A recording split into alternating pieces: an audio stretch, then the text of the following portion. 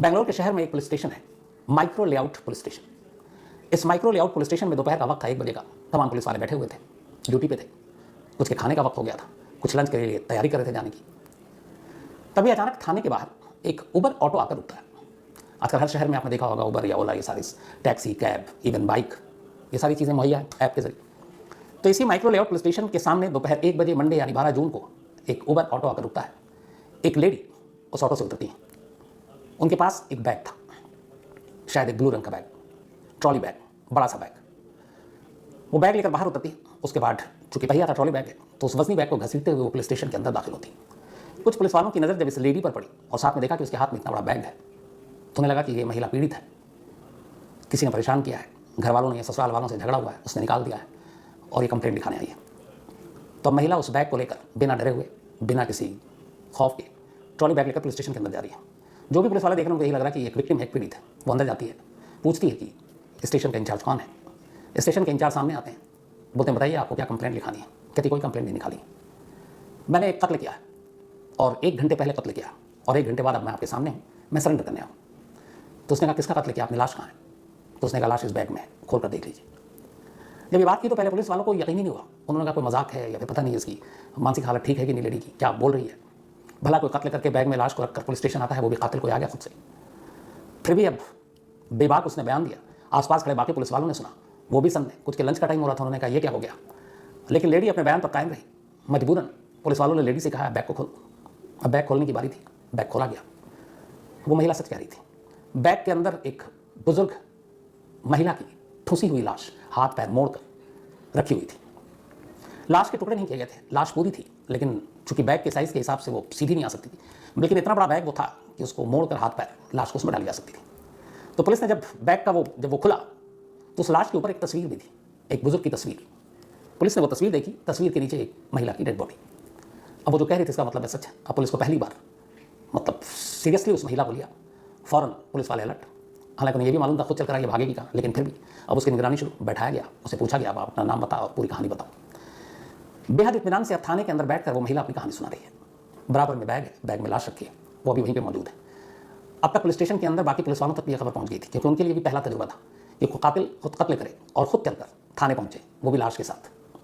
जिन दिन पुलिस वालों को पता चला, सब अपना अपना काम छोड़कर सीधे उस कमरे में आ गए जहाँ ये लेडी थी और जिस कमरे में वो बैग रखा हुआ था। बैग खुला हुआ है, लाश अंदर है। पुलिस ने शुरुआती पूछताछ की, महिला ने अपनी कहानी सुनाई। उस महिला ने कहा कि उसका नाम सोनाली सेन है, वो पश्चिम बंगाल की रहने वाली है और एक फिजियोथेरेपिस्ट, लेकिन इधर उसने नौकरी छोड़ रखी है। सोनाली सेन की उम्र 39 साल, 39 ईयर ओल्ड। उसने कहा इस बैग में जो लाश है वो मेरी माँ की है। माँ की उम्र 71 साल और माँ को ही उसने मारा था और माँ को मारने के बाद वो यहाँ पर अपनी माँ को की लाश को लेकर बैग में आई थी। तो उसने कहा कि ये जो बैग में लाश है ये मेरी माँ की और इस लाश के साथ जो तस्वीर है वो मेरे फादर की है। फादर की मेरी डेथ हो चुकी है, माँ को आज मैंने खुद मारा, लेकिन क्यों मारा उससे पहले कहानी बता देती हूँ।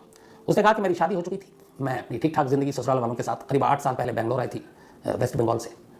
तो साथ में हस्बैंड और मदर इन लॉ यानी सोनाली की सास रह रही थी। तो ये लोग साथ में रहा करते थे। इसी दौरान में अब इसकी जो सोनाली की माँ थी वो बंगाल में रहती थी अपने पति के साथ यानी सोनाली के पिता के साथ। कुछ वक्त पहले सोनाली के पिता की मौत हो गई। अब मौत के बाद माँ अकेली रह गई। अब बंगाल में माँ अकेली, देखभाल करने वाला कोई नहीं, कोई और भाई बहन नहीं, क्या करे। तो इसीलिए सोनाली सेन ने अपनी माँ को अपने पास बुला लिया और यहाँ बुलाने के बाद अब वो माँ को अपने साथ रखने लगी। बेंगलुरु में सोनाली ब्लैक हल्ली एक इलाका है, ब्लैक हल्ली, इसी इलाके में एक अपार्टमेंट है NSR ग्रीन अपार्टमेंट। तो इसी NSR ग्रीन अपार्टमेंट में ब्लैक हल्ली इलाके में सोनाली अपने पति, अपनी सास और अपनी माँ, 3 लोगों के साथ रहा करती थी। बच्चे कोई थे नहीं, तो ये तीनों रह रहे हैं और इसी अपार्टमेंट में सब कुछ ठीक। लेकिन कुछ वक्त बीता सोनाली की माँ को यहाँ आए हुए और जब माँ आई उसके बाद अब सोनाली की माँ और सोनाली की सास इन दोनों में आपस में झगड़ा शुरू हो गया घरेलू चीज़ों को लेकर। आए दिन कुछ ना कुछ झगड़ा होता रहता। सोनाली की माँ का नाम था बीवा पॉल, 71 ईयर ओल्ड। तो अब सोनाली की माँ बीवा पॉल और उसकी सास, इनके बीच में झगड़ा होता। बीच में कभी सोनाली आती, कभी सोनाली का पति आता, झगड़ा सुलझ जाता। लेकिन फिर हर दूसरे तीसरे दिन ये रूटीन बन गया कि सोनाली की माँ और सास आपस में लड़ा करती। अब इससे सोनाली भी बड़ा परेशान हो गई। वह फिजियोथेरेपिस्ट की नौकरी कर रही थी। कुछ वक्त पहले उसने नौकरी छोड़ दिया क्योंकि तो घर का तनाव भरा माहौल, उसे लगा कि इस माहौल में कैसे वो अपने काम पर ध्यान दे सके। तो वो घर में रहने लगी और घर में रहकर अब लड़ाई देखती तो उसको और बुरा लगता। वो बार बार समझौता कराती, बार बार दोनों को मनाती, लेकिन फिर वही लड़ाई झगड़ा हो जाता। संडे की रात यानी कि परसों फिर लड़ाई हुई सोनाली की माँ और सोनाली की सास के बीच में। इस लड़ाई के बाद सोनाली की माँ बीवा पॉल ने अपनी बेटी से कहा कि जब तक मैं जिंदा हूँ मुझे लगता है शांति नहीं मिलेगी। पीसफुल ज़िंदगी मैं नहीं बिता सकती हूँ, तो ऐसी ज़िंदगी से अच्छा मर जाओ। एक काम करो, तुम मुझे मार ही दे ताकि मुझे शांति मिले, और मुझे नींद की गोली खिलाकर मार देना। ये संडे शाम की बात है। इसके बाद सोनाली ने अपनी माँ को समझाया, बात आई गई हो गई, संडे की रात बीत गई। अब मंडे सुबह करीब 11:30 बजे फिर झगड़ा हुआ सोनाली की माँ और सास के बीच में। ये झगड़ा इतना बढ़ा कि फिर सोनाली बीच में आई, माँ को कमरे में ले गई, और कमरे में ले जाने के बाद उसने अपनी माँ को बीपी और शुगर भी था, तो ब्लड प्रेशर कंट्रोल करने और बाकी चीज़ों के लिए घर में हमेशा प्रिस्क्राइब्ड होता है उसकी नींद की गोली, डॉक्टर ने लिख कर दिया था, वो रखा हुआ था। उसने नींद की गोली 20 गोलियाँ उठाई और अपनी माँ को खिला दी।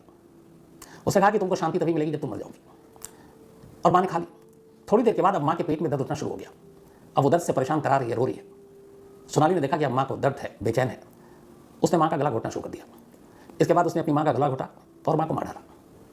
मारने के बाद वो बिल्कुल इत्मीनान से कपड़े बदलती है, एक ट्रॉली बैग खाली करती है, सारे सामान को निकाल कर बेड पर रखती है। उस ट्रॉली बैग के अंदर अपनी माँ को फिट करती है, फिर अपने पापा की तस्वीर निकालती है, उस बैग में अपनी माँ की लाश के ऊपर उस तस्वीर को रखती है, ट्रॉली बैग को बंद करती है। इसके बाद अपने मोबाइल के ऐप से, उबर ऐप से एक उबर ऑटो बुक करती है। उसके घर से करीब 3-3.5 किलोमीटर की दूरी पर यह थाना है, माइक्रो लेआउट पुलिस स्टेशन।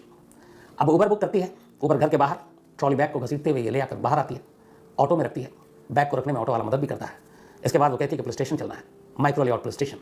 दोपहर करीब ठीक 1 बजे, मतलब इस कत्ल के 1 से 1.5 घंटे के अंदर अंदर वो अपनी माँ की लाश के साथ थाने पहुँच जाती है, और थाने जाकर दोपहर 1 बजे पुलिस वालों के सामने कहती है कि मैंने अपनी माँ का कत्ल किया है, बैग खोल लीजिए, सबूत इसमें है। बैग खुलता है और सबूत मिल जाता है। तो पुलिस को इस केस में ज़्यादा कुछ मेहनत करने की ज़रूरत पड़ी नहीं, क्योंकि कातिल खुद लाश के साथ थाने में पहुंचा था, और ऐसा बहुत कम होता है। हालांकि इससे पहले ऐसे कई इंसिडेंट हुए हैं जब कत्ल के बाद कातिल खुद पुलिस स्टेशन चल कर गया है, कई बार लाश लेकर गया है। मुझे 1-2 किस्सा बिहार का भी याद आ रहा है। एक ने तो एक कत्ल किया, सर काटा और सर लेकर पुलिस स्टेशन पहुंच गया था। लेकिन ये पहली बार था शायद कि एक बेटी अपनी माँ का कत्ल करने के बाद माँ की लाश के साथ थाने पहुँचती है।